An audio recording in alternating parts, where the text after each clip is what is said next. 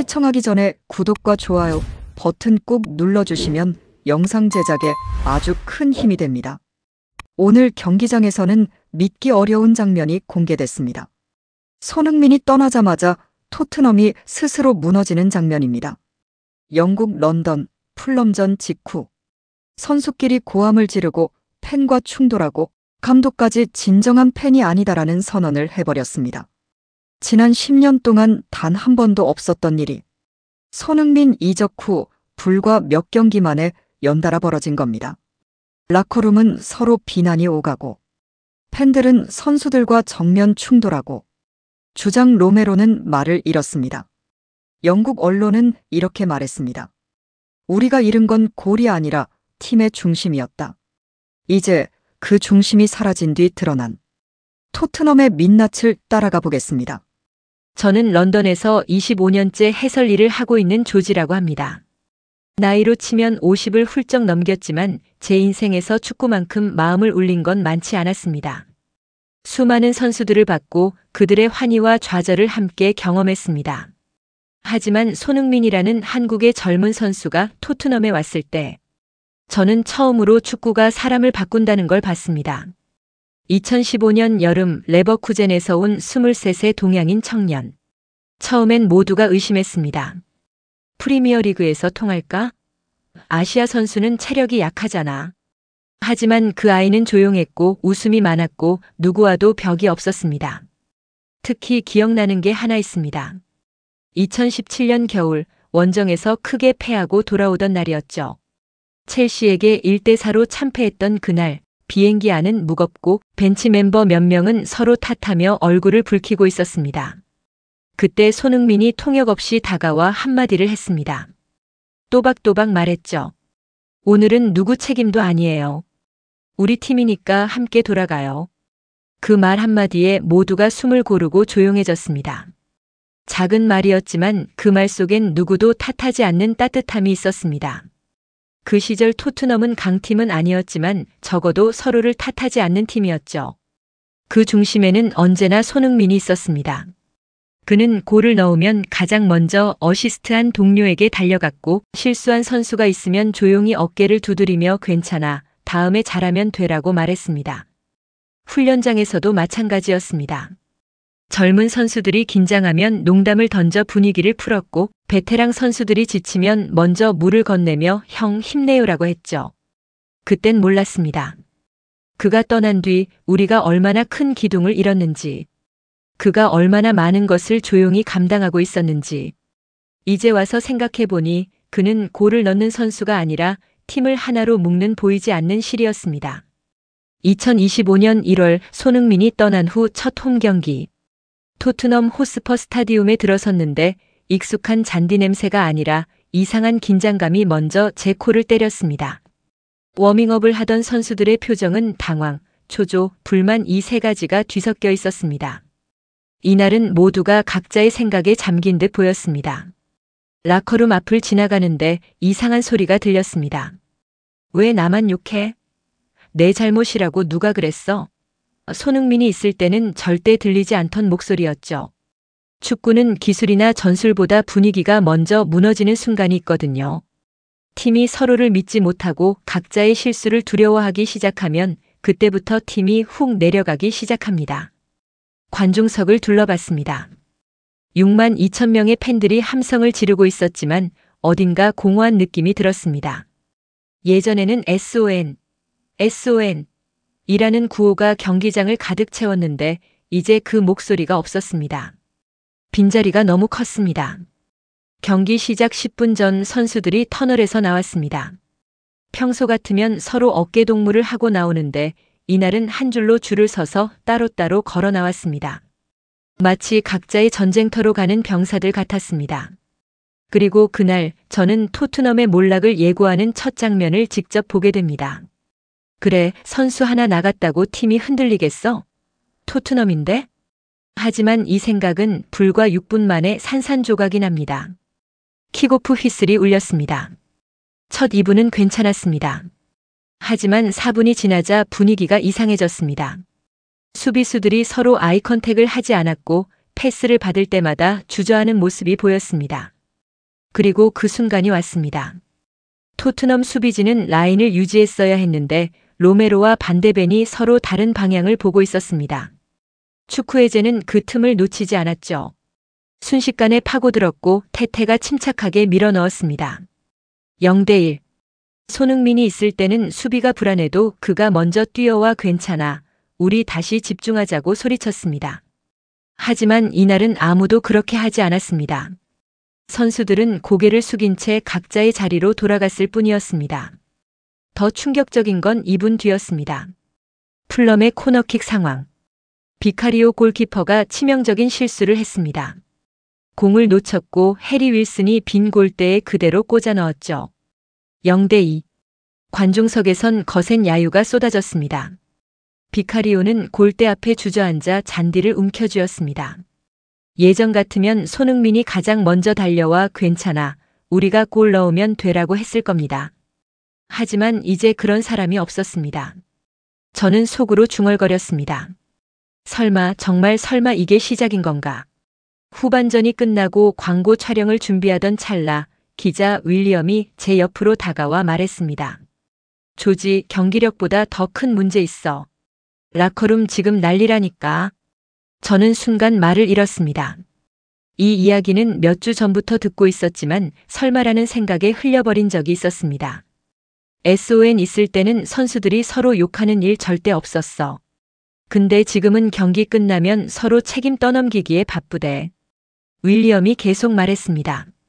더 심각한 건 주장이 아무 역할도 못하고 있다는 거야. 프랭크 감독의 표정도 좋지 않았습니다. 그는 제 눈을 피하려는 듯 고개를 돌렸지만 저는 그의 입술이 떨리는 걸 봤습니다. 복도 끝에서 감독이 저를 불렀습니다. 조지, 잠깐 이야기 좀. 우리는 조용한 회의실로 들어갔습니다. 감독은 의자에 털썩 주저앉으며 말했습니다. 조지, 분위기 잡는 선수가 없어요. 누군가 갈등을 잡아줘야 하는데 아무도 나서지 않습니다. SON은 말하지 않아도 알아서 했어요. 비카리오가 실수하면 제일 먼저 달려갔고 선수들이 다투려고 하면 중간에 들어가서 농담 한마디로 분위기를 바꿨죠. 근데 지금은 감독의 목소리가 갈라졌습니다. 지금은 제가 뭘 해야 할지 모르겠어요. 전술을 바꿔도 선수를 교체해도 마음이 무너진 팀은 어떻게 해야 하나요? 그 순간 저는 확실히 느꼈습니다. 토트넘은 이제 리더 없는 군대가 되었다는 것을. 저는 감독의 어깨를 가볍게 두드렸습니다. 시간이 필요할 겁니다. 손흥민이라는 존재가 얼마나 컸는지 모두가 이제야 깨닫고 있으니까요. 경기 종료 휘슬이 울렸습니다. 0대3으로 패배한 토트넘. 홈팬들의 야유가 경기장을 가득 채웠습니다. 베리발은 평소처럼 홈팬들 쪽으로 걸어가 박수를 치기 시작했습니다. 그런데 그 순간 포로가 갑자기 베리발에게 다가가 고함을 질렀습니다. 왜 지금 박수를 치는 거야? 우린 졌다고. 저 팬들이 우리한테 뭐라고 했는데. 저들은 우리 동료를 모욕했어. 비카리오한테 얼마나 심한 말을 했는데. 그런데 내가 박수를 쳐. 베리발은 할 말을 잃었고 포로는 감정을 주체하지 못한 채 유니폼을 벗으며 터널로 뛰어들어갔습니다. 베리발은 그 자리에 멍하니 서 있었습니다. 손흥민이 있었다면 이런 일은 절대 일어나지 않았을 겁니다. 그는 패배한 날에도 항상 선수들을 모아 우리 함께 팬들한테 인사하자. 오늘은 졌지만 다음엔 이길 거야 라고 말했습니다.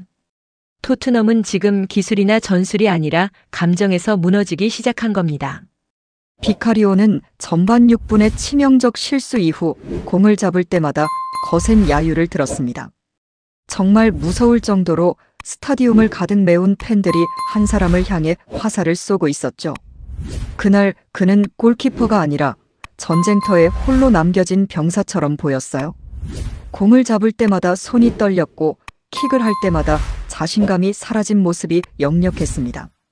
그런데 문제는 그를 감싸주는 동료가 단 한 명도 없었다는 겁니다. 손흥민이 있을 때는 실수한 동료에게 가장 먼저 다가가 등을 두드려줬던 사람이 바로 그였습니다. 하지만 이날 토트넘은 비카리오를 그냥 버려둔 모습이었습니다. 로메로는 짜증스럽게 손을 휘저으며 자기 자리로 돌아갔고 반데벤은 고개를 저으며 혼잣말을 했습니다. 경기 후 포로가 베리발에게 고함을 지른 이유도 바로 이 야유 때문이었습니다. 포로는 비카리오를 향한 야유를 참을 수 없었던 겁니다. 그는 SNS에 이렇게 글을 올렸죠. 우리 팀 동료를 모욕하는 팬들과는 끝까지 싸울 겁니다. 그들은 진정한 토트넘 팬이 아닙니다. 선수는 반격했고 팬들은 더 분노했고 감독도 대립하기 시작했습니다. 이날 경기장은 축구장이 아니라 감정 폭발의 전쟁터였습니다. 프랭크 감독은 기자회견실에서 오늘 경기력 때문만이 아니었습니다.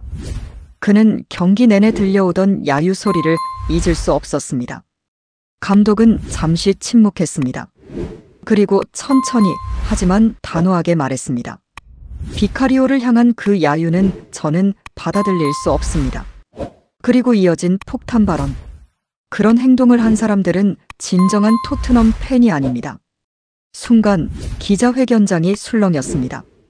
감독의 진정한 팬 발언은 포로와 똑같은 표현이었습니다.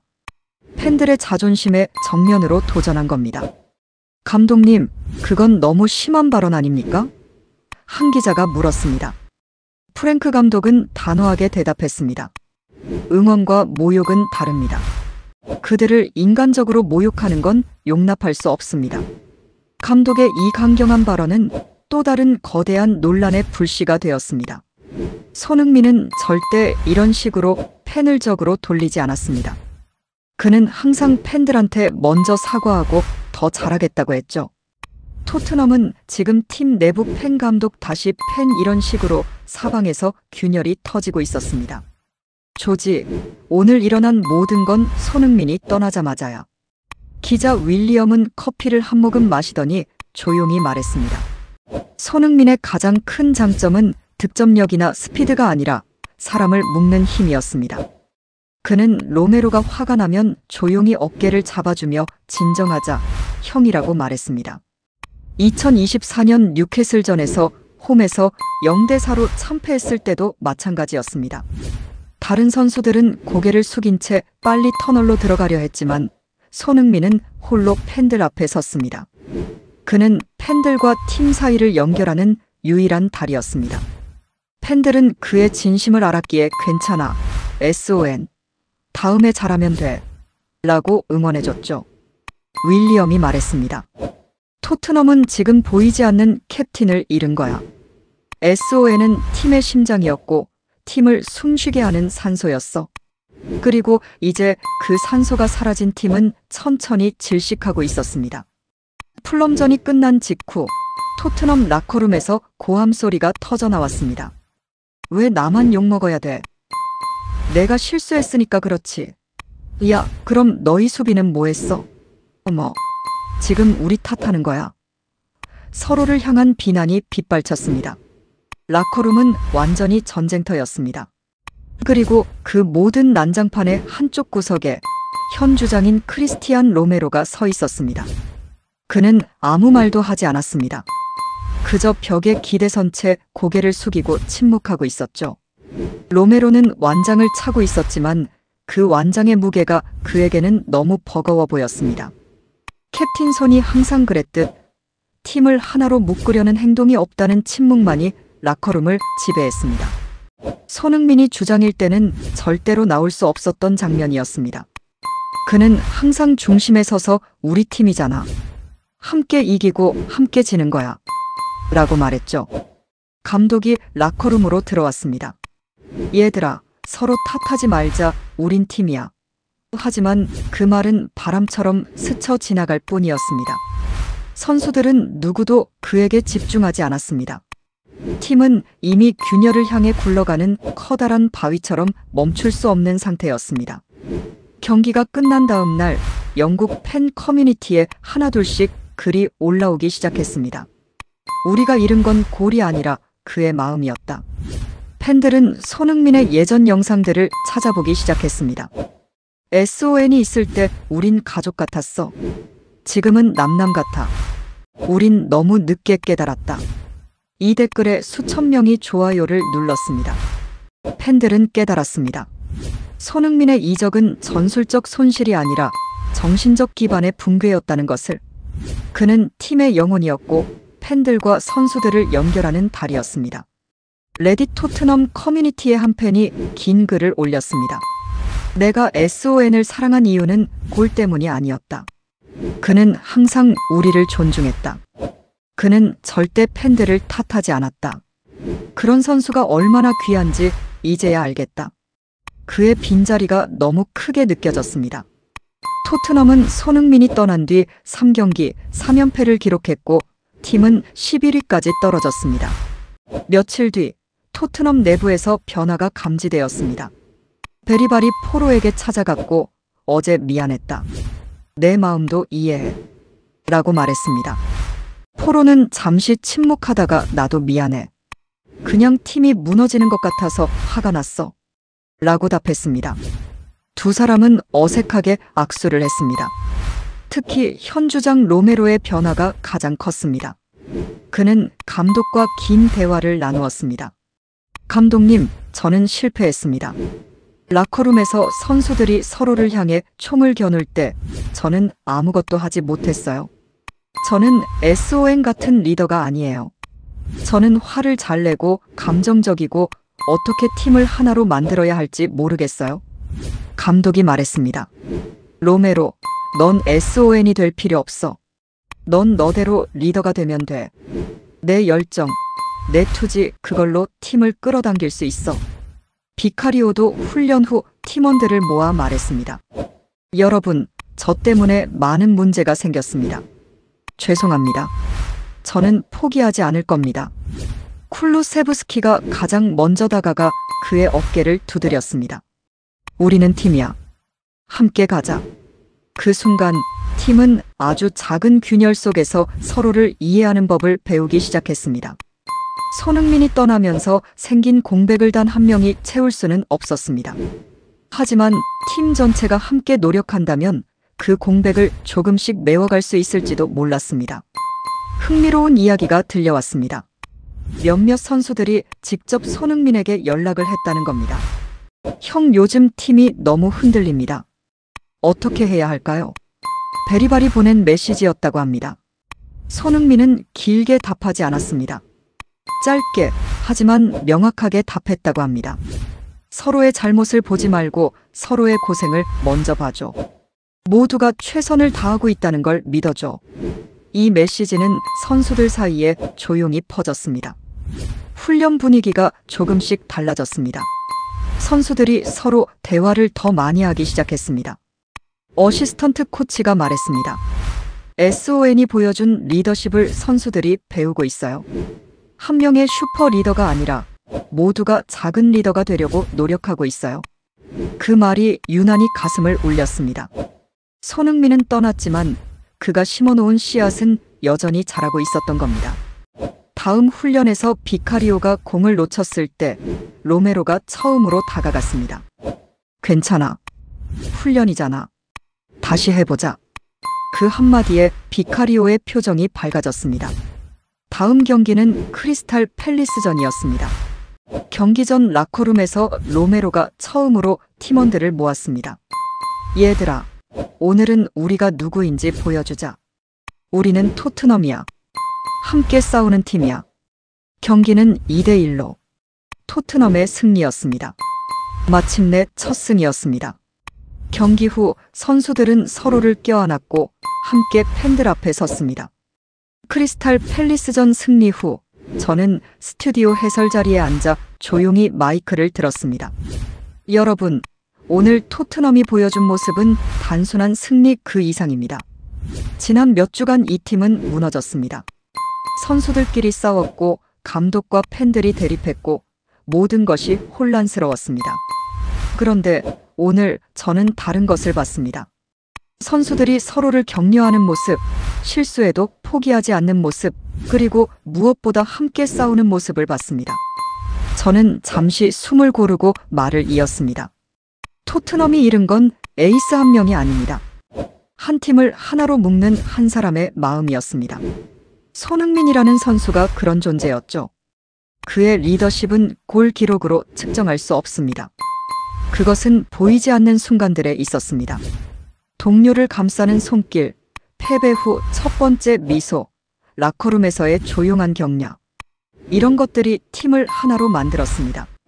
그가 떠나자 드러난 혼란은 그가 그동안 얼마나 많은 것을 조용히 감당하고 있었는지 증명했습니다. 우리는 그가 떠난 뒤에야 그의 진짜 가치를 깨달았습니다. 저는 카메라를 똑바로 바라보며 말했습니다. 하지만 오늘 저는 희망을 봤습니다. 손흥민이 떠났지만 그가 보여준 방식을 선수들이 배우고 있습니다. 완벽하지 않지만 노력하고 있습니다.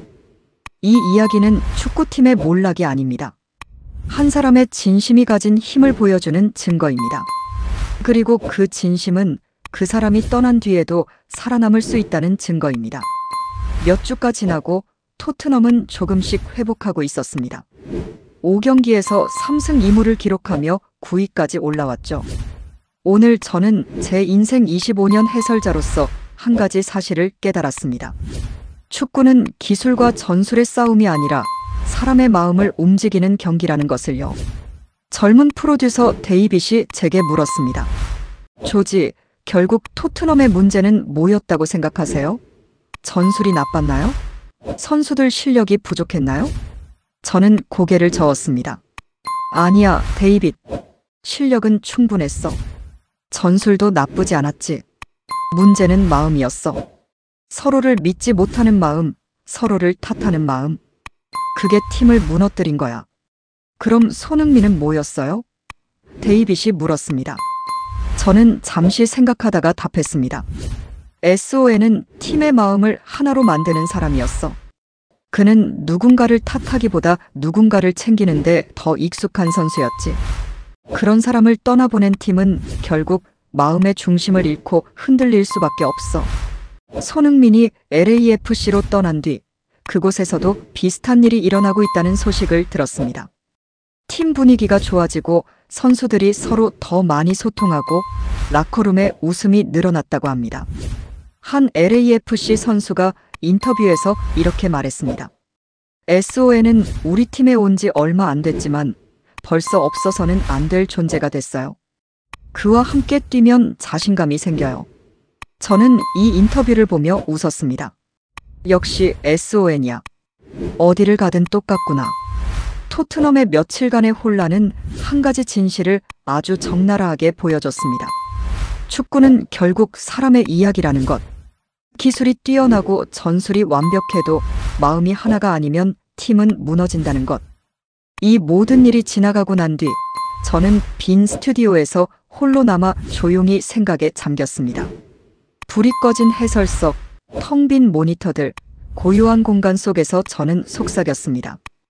팀을 바꾸는 건 골이 아니라 사람이다.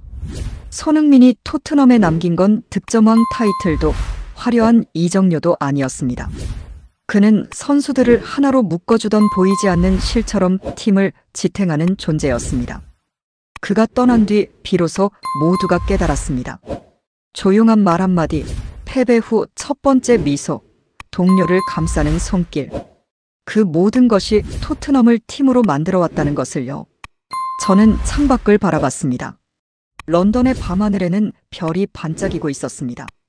어딘가에서 손흥민도 같은 하늘을 보고 있을까요?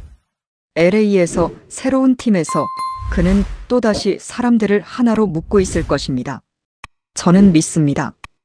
손흥민이 떠났지만 그의 방식은 여전히 이 팀 안에 남아있다는 것을요. 로메로는 그에게서 책임감을 배웠고 베리발은 배려를 배웠고 포로는 동료애를 배웠습니다. 한 사람이 떠났지만 그 한 사람이 심어놓은 씨앗은 10명, 20명으로 자라나고 있었습니다. 마지막으로 저는 이 이야기를 듣는 모든 분들에게 전하고 싶습니다. 축구는 골과 트로피의 게임이지만 그 안에는 사람이 있습니다. 그리고 때로는 한 사람의 따뜻한 마음이 11명의 선수보다 더 큰 힘을 발휘합니다. 손흥민이 바로 그런 선수였습니다. 그리고 그는 우리에게 가장 소중한 교훈을 남겼습니다. 팀을 바꾸는 건 골이 아니라 사람이다. 이 이야기가 끝나는 지금 저는 확신합니다. 손흥민의 이야기는 끝나지 않았다고. 그의 마음은 여전히 많은 사람들 속에서 살아 숨쉬고 있다고. 그리고 그것이 바로 진정한 리더가 남기는 유산이라고.